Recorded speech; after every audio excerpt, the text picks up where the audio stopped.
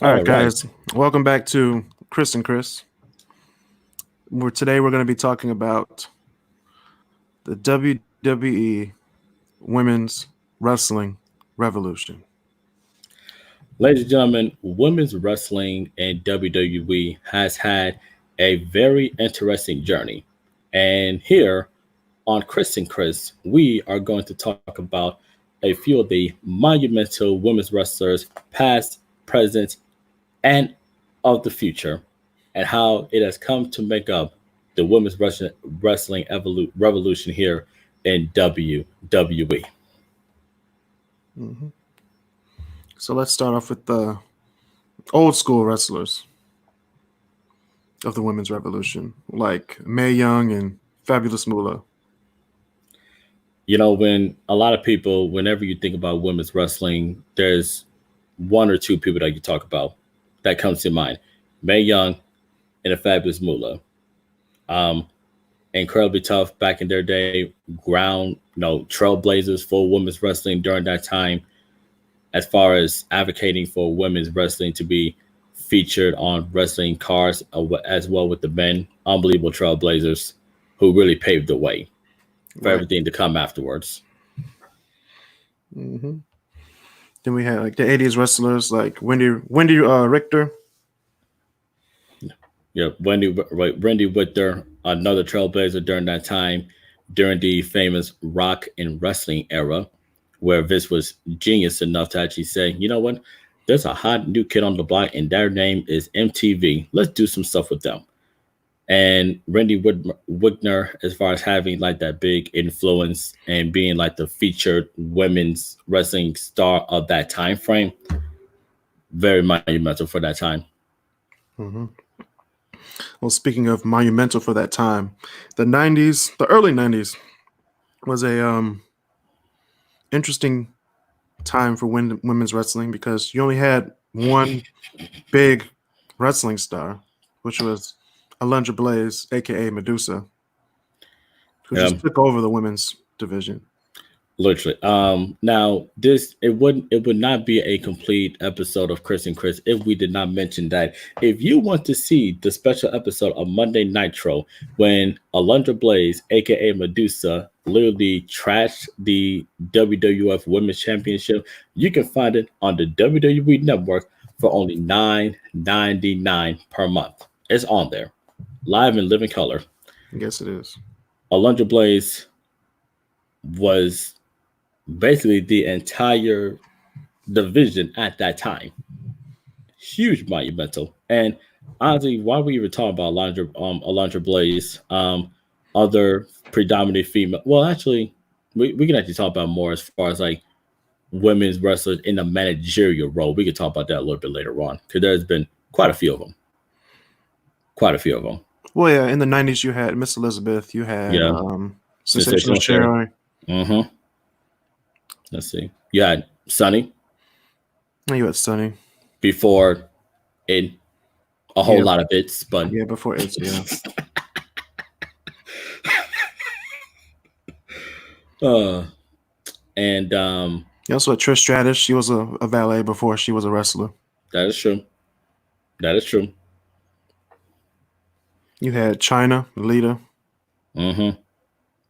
China, the ninth wonder of the world, who they is, honestly, I think there was a story that Triple H had mentioned one time as far as China actually being scheduled to, I think, win the WWE Championship at some point in like the super late '90s, early 2000s, or what have you.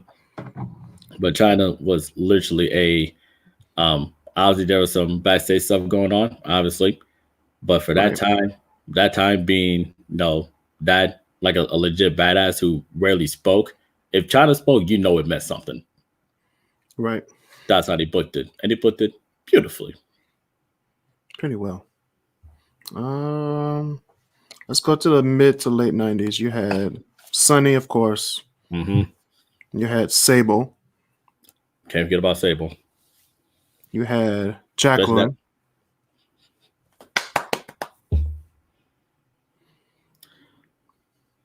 Let's see. And you also had, let me see who else. Stephanie McMahon. She was also a big part of the late 90s, early 2000s. 70 when she was younger. That's just. Who else do we have? That was a 2-man power trip. Mm. I mean, if we're talking about mid to late 90s, man, I guess we can show some love to like underrated women's wrestlers who oftentimes they kind of get forgotten about, like Ivory, for example, the female head of my favorite stable of all time, Right to Censor. It's not my favorite stable of all time, but very good in the ring. Very good in the ring. And obviously her, Lita, obviously. Yep. Jazz, she came like way later, but Jazz. Now you have the 2000s, which is pretty much, Stacy Keibler. She got legs. Tori Wilson. Crystal. Beth Phoenix. Oh yes, the Glamazon. Yeah, Mickey James. Kelly. Candice Michelle. Kelly. Molly Holly. Can't forget about Molly her. Holly. Victoria. Yep, Victoria. Gail Kim. Yep, Gail. Oh wait, Miss Jackie. Miss Jackie. You also had Maurice. Yeah, Alexa, get to me. Ooh. I can't get that theme out of my head. With Miss Jackie and Rico, that's the jam, man. I don't care what anybody says. What's the?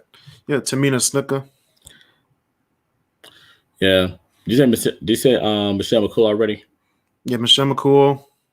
Layla. Who else was in that era? Alicia Fox. Alicia Fox, Ashley. Rest in peace. Oh, wait. Christy Hemme. I never really watched a lot of Christy Hemme. I didn't have cable. Oh, okay. Never mind then. Okay. Let me see. Oh, Melina. We had Melina. I think she was a 3 or I think a 3 or 4 times women's champion. I think so. I can't remember, but she was good.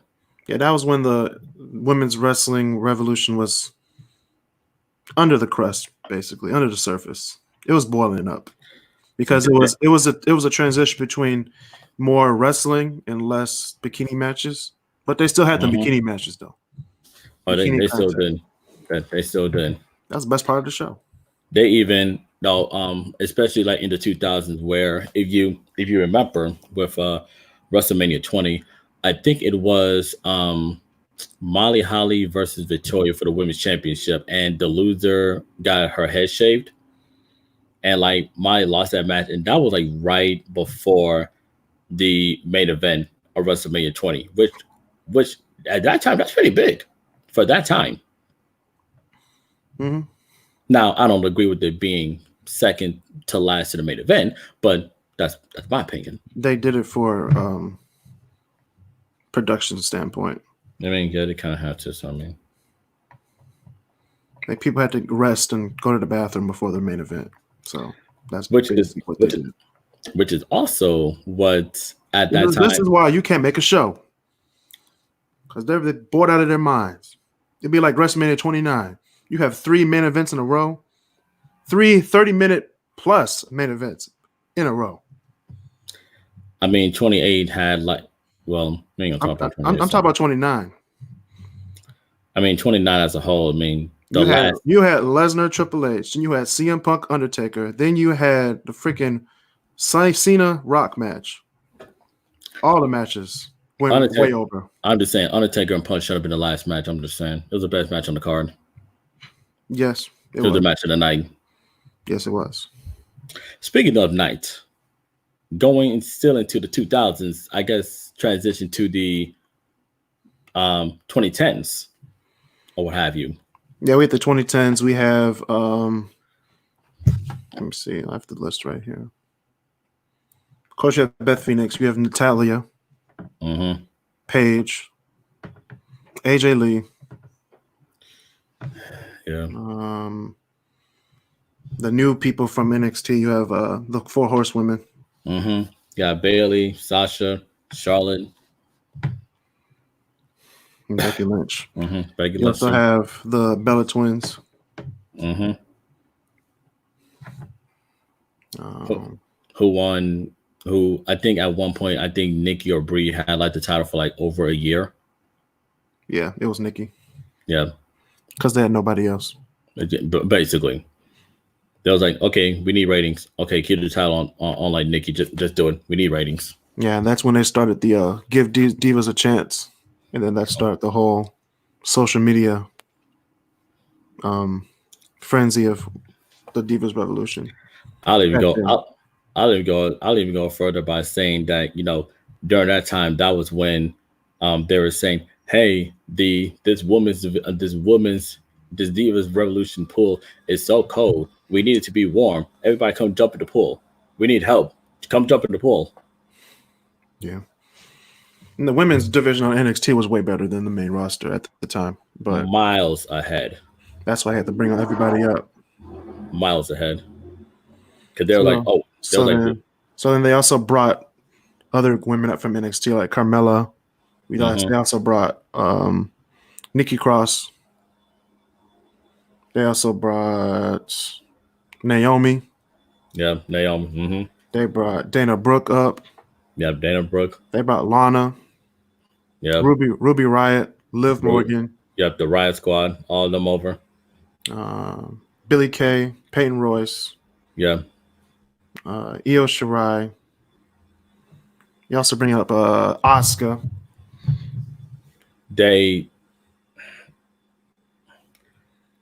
Yeah. Sonya Deville, Mandy Rose. Oh yes, Mandy. Oh yes. Nia Jax. Paige, of course. Yeah, we talked about it just a little bit ago, but Paige is really if only like Paige would have never gotten injured. No, I think she would have been probably still wrestling today and having a lot of great matches with a lot of the talent that are in the women's division right now. I would love to see a match between her and Io Shirai. I would love to see her against Rhea Ripley or Candice LeRae. I would love to see those matches. Yeah, that'd be pretty good. But you may say I'm a dreamer, but I'm not the only one.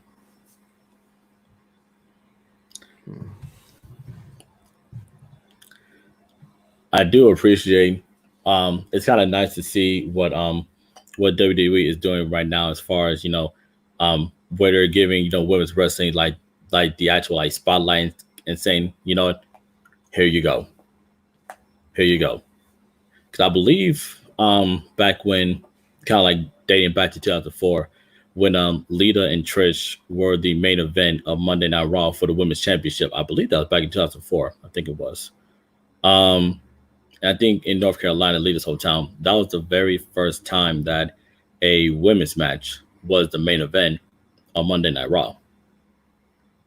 Yep. And even the year before that, 2003, the very first women's steel cage match, I think it was Lita versus Victoria. Yep. At that time, which consider this 2003. This ain't 2015 or how it is right now. Those things are kind of like, okay, well, we'll do it right now. But back then, that's radical back then. It's incredibly radical. I mean, it's still radical today because they had the first. Of course, they had the first steel cage match. Woohoo, la di da. Okay, who cares? First Raw women's main event. Oh, okay, that's all right. Who cares? Yeah. Then they had the first women's main event of a pay-per-view. Oh, wait. Which was Brooklyn's NXT Takeover. Respect. Yeah, it's still, honestly, I think it's still the best women's match of all time. It's up there. It's the story alone. The story just makes sense. It's a story, yeah. Bailey and Sasha. Yeah. And we can't forget this moment, the very first ever Miss WrestleMania Battle Royal at WrestleMania 25. We can't forget about that one. Anyway, we're gonna talk about the first women's Hell in a Cell match. Right. I think that was Sasha and Charlotte. Man, I don't know. Like It was an okay match. It wasn't like the best Hell in a Cell match in the world. But it was the first Hell in a Cell match. Yeah, we talked about hot potato a lot on here, but between Sasha and Charlotte, you talk about hot potato. They was like, it's like, okay, you win, I lose, I win, you lose. It's crazy, right? And they had her lose in her hometown too. But hey, it's called heat. Yeah. Right. It'd be like that. Then it all culminated. Actually, it didn't culminate at WrestleMania 35. They also had the first women's match in Abu Dhabi with, I believe it was Sasha Banks and Natalya. I know it was Natalya or Alexa Bliss. I know it was Natalya versus versus in Abu Dhabi. No, in Abu Dhabi. Oh wait, I'm thinking about. Sorry. I think it was Alexa Bliss and Sasha Banks. I think so. I think you're right. And then that dominoed into Saudi Arabia with what you said, Bayley, which is huge. Which is huge over there. Like that's like huge. It's pretty huge. And then that culminated to WrestleMania 35, the first women's main event at WrestleMania, with Ronda Rousey, Charlotte Flair, and Becky Lynch. AKA, we had to go through a 2-hour pre-show.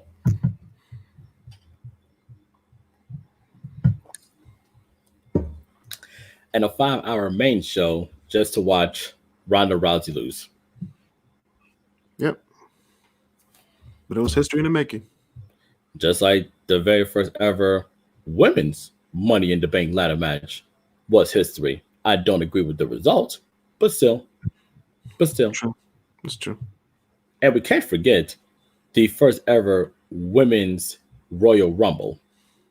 Yes, you can't. We surely can't forget that. Which was won by Asuka, right? Yes, she won. Yeah. And who won the year after that? Right. No, Asuka won the first, then Becky, and then Charlotte. Yep. And then Charlotte. And then Charlotte won that, and then she won the NXT Women's Championship from Rhea Ripley.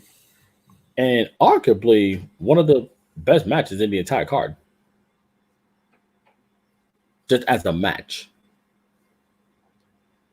So, but I mean, NXT, they needed help as far as having like that big, because I thought it was going to be Charlotte going down to NXT, helping them with the ratings because AEW, and eventually dropping the title to Bianca Belair.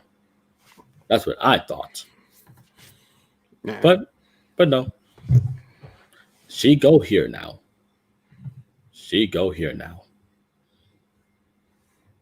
And I want her to stay here now. Yeah, because you also had in NXT, you have Dakota Kai, you have Candice LeRae, Bianca Belair, Rhea Ripley. We're talking right now, right? The current roster. They're NXT wrestlers, so okay, fair enough. The new people. I don't even know the new people. Buried. Not buried. They're just new. I don't. Let's see. You have Casey Canizero. You have Jessamine Duke. Maria Aaliyah, Tegan Knox, Vanessa Bourne, Xia Li, Kaden Carter, Chelsea Green, Shotzi Blackheart. Let's see. Scarlett. Let's see. She's Killer Cross's husband. Wife. Oh man. Oh, that's a typo. She's the wife of Killer Cross. She actually used to work at TNA. Mm-hmm. You also have Kaylee Ray, Nina Samuels, Piper Niven, Tony Storm, Yeah. Zia Brookside, Jenny, Isla Dawn. A whole crop of talent. A crop of talent that will take WWE into the future of women's wrestling. Hopefully. Mm-hmm. If they use them right. Yes. If they not shove us down our throats like somebody, let's just say she is the daughter of the limousine riding, jet flying. Well, you know the rest. You know the rest. Right. For the longest time, um, NXT has always had like very for the entire for a long time. NXT has always had like very strong women's divisions during like different times and stuff. Especially Mhm. with the ones that we all know and love, like obviously like Asuka, like Ember Moon, like Shayna Baszler, who should have won the women's championship. By the way, I'm just gonna put that out there, and several others. They've always made it seem like it's equal to the NXT championship. Yeah. Whether there'll be an actual like actual women's like NXT championship match main event for a takeover, that remains to be seen. It could happen. What'd you say? Now I was saying whether there remains. Actually, wait, no, that's already happened several times. Never mind.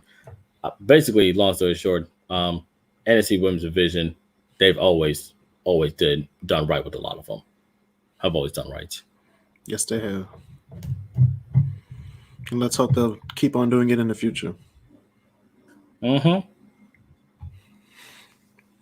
And honestly, with women's wrestling, it's kind of nice to see the evolution of how everything has been. You know, we talked about earlier with the days of Mae Young and the Fabulous Moolah, and how there wasn't that much women's wrestling on the promoted on the card.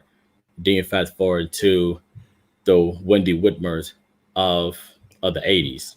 And now you see women like still being featured, but now it's like more of in a managerial role. And then you had that same transition to the 90s with very little wrestling, and then the 90s with wrestling, and the 2000s, and the 2010s, and even right now the 2020s. It's actually like now it's like expected that whole like the women they can have, you know, a very good match just as well, if not sometimes better than the men. So it's kind of Right. nice little transition. Right.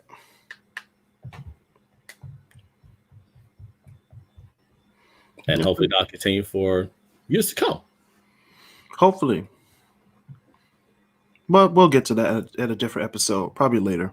But Yeah. that has been another edition of Kris and Kris. This has been Kris. And Kris, See you guys next time. have a good night.